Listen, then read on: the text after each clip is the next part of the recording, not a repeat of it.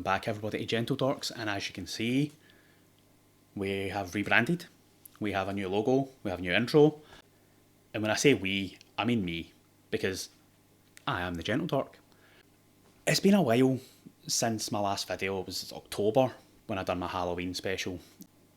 It's took me a long time to get back into it because I moved house in November, settled in, then December I have to take time out to spend with the family, and then that was that. But now it's mid-January, I'm getting back to it, and here we are with a nice list of my favourite movies through the decades. Now, my list starts in the 1900s, and because we're halfway through the 2020s already, which is a scary thought, we're halfway through a decade, I've chosen up until the 2020s because I think half a decade, there's been enough movies out for me to pick one just now from that decade. But anyway, we're just going to get straight in, and I'm going to jump in at 1900s with the cinema classic that even if you haven't seen this movie, you'll know it, you'll have seen pictures and screenshots of it. It is a movie from 1902, and it is A Trip to the Moon. Now, I seen this when I was about 9. I don't know how I managed to see it then, but it was a terrible copy. The picture quality was ridiculously bad, but I thought, that was made in 1902, that's amazing. With the digitalisation of things and remasters and things getting cleared up, I've watched it cleared up, and it's still an amazing piece of cinema from 1902. When you think about the special effects that they used in it, it was fantastic and well ahead of its time. For that reason, it's the only pick that I can pick from the 1900s. So we'll move on to the 1910s. Now, this was a lot of silent comedies and stuff like that, and it was amazing the amount of movies that were coming out in the 1910s. But the one I have picked is The Tramp by Charlie Chaplin. It's a classic, and there's no one that could touch this movie.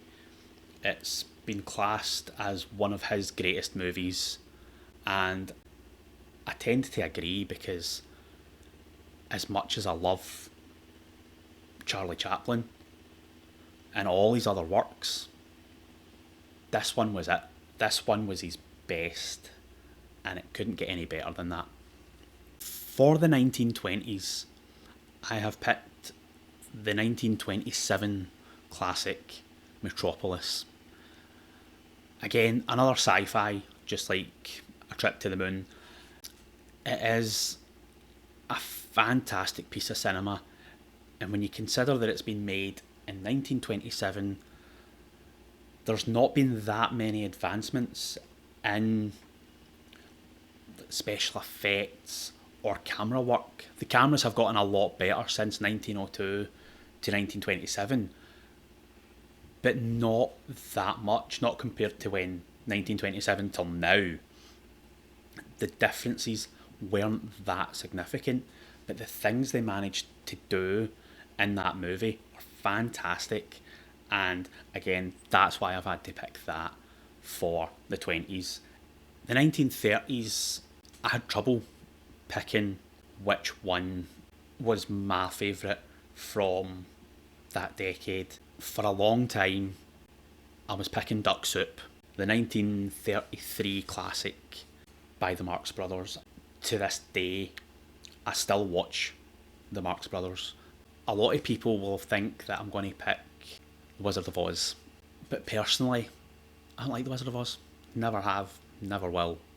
What I did pick though was Gone with the Wind from 1939, same year. Like the book, it is a classic. The fact that they were able to film that movie from that book at that time was spectacular. The amount of money they spent on the entire thing, they were over budget, and yet they made triple what they ended up going over, I can see why it is cinema classic. You should go watch it if you haven't, because it's fantastic. From there, we move on to the 40s. This is when cinema started to change a bit. The movie I've picked is from 1940. It's a bit out there compared to other movies on this list because it's not really a movie as such. What it is Fantasia, the Disney classic. The reason I've picked Fantasia is because the concept of it was completely different. Nobody had done what they had done in this movie. They took classical pieces of music and they made animations around that. It bombed. It wasn't until they re-released it in the 80s that it started to gain traction, when it came out in home video and people were watching it and going, this is great. And then people are like, oh, I remember going to the cinema to see that. But it is cinema classic. It is well worth a watch. And if you've got Disney Plus, jump on, give it a watch. It's a fantastic film. From there, we move on to the 50s. This is when the way they were making movies changed. There was a lot of film noir from late 40s and 50s. And I didn't choose any of them because, as good as some of them were, I just didn't think that they were good enough because of this movie that I have picked. I chose the Japanese movie from 1954, Seven Samurai. The reason I've chose that is because of the amount of movies, directors, writers that have been inspired by this piece of work. There's so many things we would not have had if the Seven Samurai didn't exist. Quentin Tarantino got into filmmaking because of this movie. He says it's one of his favourite movies. We wouldn't have had a lot of Quentin Tarantino's movies. George Lucas stole parts of the Seven Samurai for Star Wars. And there's so many other things. We wouldn't have had The Magnificent Seven, which is essentially an American cowboy remake of the Seven Samurai. And there's been remakes, there's been retellings. It doesn't get enough praise for what it has brought to cinema. This movie came out in 1954, and even now people are looking at that going, I want my movie to be like this. And that's what you should be looking for when you're watching a movie. You're wanting it to go, they want their movie to be like that, they want their movie to be like that, because it's that good. It is one of the best movies that I have ever seen. From there, we'll move on to the 60s. The movie that I've chose is The Good, the Bad and the Ugly from 1966. It is cinema classic, especially the Mexican standoff scene, just with the build-up. Sergio Leone knew what he was doing with that movie. He knew where he wanted it to be, and just the cinematography of that scene alone is fantastic. I've referenced this movie several other videos. One of them was the greatest scenes of all time, and that was, in my opinion, the greatest scene in movie history. Since then, till now, people still look at that and go, oh, we've got a standoff, how can we make it like that? It's such a fantastic end to that trilogy, and especially with that scene right at the end, it just sealed it off, and it's like, this is what cinema should be. From there, we'll move on to the 70s. This is when it starts to get quite difficult. There's more and more movies coming out that are just too good. It got to the last two, and it was between Jaws and The French Connection. It was so difficult to choose between them, but eventually I had to, because I'm only having one. I went with Jaws because, as much as I love The French Connection, Jaws was the first summer blockbuster, and the fact that it was a horror just sealed it. That's why I've chosen Jaws. I love the movie. It's 50 years old this year, If you've watched my post earlier and make you feel old, if you're older than that, sorry, but thankfully I'm not older than that. But still, it's fantastic. It's a classic. It never gets old, even though you know what's coming.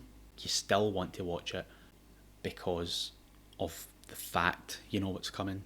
You know the lines, you know the one-liners. It's never going to get old. I will never get bored of watching that movie. For me, that has to be the greatest movie from the 70s. Now we move on to the 80s, and again, so many more classics coming out from there. This was a really, really hard decade for me to choose because there was so many fantastic movies.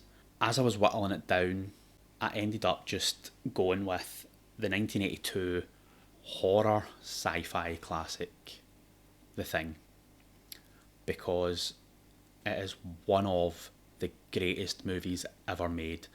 Practical effects, very little special effects, and the story keeps you gripped for the entire time. You have no idea who is the alien, you have no idea who's going to die next, and the ending with the fact that you have no idea who is the Thing, whether none of them are the Thing or they're both the Thing, because who knows, they could be. There's only apparently 3 people that know: John Carpenter, Kurt Russell, and Keith David. And none of them are saying the same thing. And I think that's just them taking the piss out of us all and saying, we know, you don't, haha. But I will forever watch this movie. I watch it at least 6 times a year because I love it so much. From the 90s, now, this is when I was going to the cinema quite a lot, and there was so many movies that I could pick, but I kept coming back to one, and I would go back and go, right, I'll set this one to the side, I'll see if there's any other ones, and I just kept coming back to it, and it is Terminator 2 Judgment Day from 1991, and I love this movie. It was the last fantastic movie in the franchise, and they should have ended after 2. There was no need for any of the rest of them. But I've went through that in another video, and I'm not going to dredge it back up because we'll be here all day, and that's why I've picked Terminator 2. It's because it's, for me, it just sums up 90s cinema. It was so ahead of its time as well, and that's why I've had to pick that. I couldn't, there was so many other movies that I could have picked. I could have went with Jurassic Park, but then I just kept coming back to the Terminator 2, and no matter which movie from the 90s that I kept going to, I was just pulled back to Terminator. If you haven't seen Terminator 2, where have you been? But you should go watch it. And go and watch my other video about Terminators, the franchise. But watch them all first, because there's heavy spoilers. From there, we move on to the 2000s, and there was so many great movies.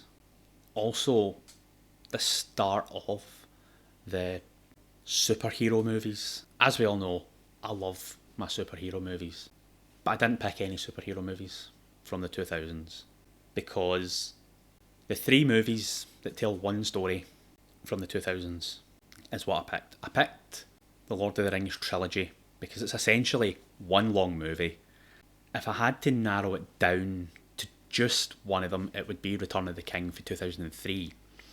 But it's essentially one long story, and that's why I've picked that, because the story's fantastic, the cinematography's fantastic, the shots that you see in the extended edition, it's just amazing. If you haven't seen the extended edition, I advise you to go watch that rather than the theatrical ones, because there's so much been taken out, there's so much visuals that have been taken out that add so much to the story that you should watch those ones. And so that's why I've chose that as an entire whole rather than picking just the one, because it is one story, just like it's One Ring. From there, we move on to the 2010s. I know this is when so much more superhero movies started coming out, and essentially the last 3 decades, from the 2000s, 2010s, and 2020s, has been rife with superhero movies, and I know a lot of people have got bored with it and just can't be bothered with it anymore, and I completely understand. There is an oversaturation of it. They do need to calm it down a bit, but I haven't chosen a superhero movie. In fact, none of the movies I've chose are superhero movies. The 2010s one I have chosen is Arrival. The reason I've chose this is because the story is fantastic. I'm not going to go into the story because I want you to go see it, look at it, watch it. You'll understand where I'm coming from. The visuals of this movie are amazing. The story itself is fantastic. It's not your typical sci-fi movie, but it's one well worth watching. From the 2010, this one came out in 2016. I can't pick any other ones over this one. Now we get to the 2020s.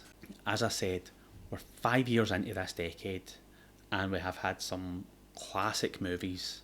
The movie that I've picked ended up winning so many awards, and rightly so, because the story, the visuals, and the fact that it was made during lockdown and edited during lockdown is fantastic feat in itself.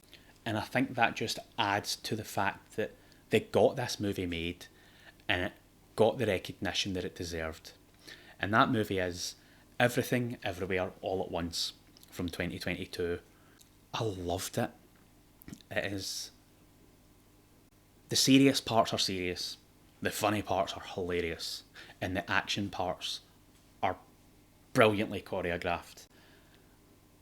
And I need to go back and watch. I haven't watched it for a while, and I'll need to go back and watch it because it's a fantastic movie. You should look it out and watch it, and then let me know. But on that note, I shall love yous and leave yous.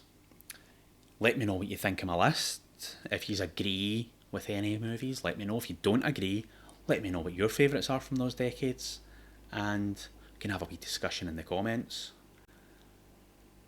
But see ya.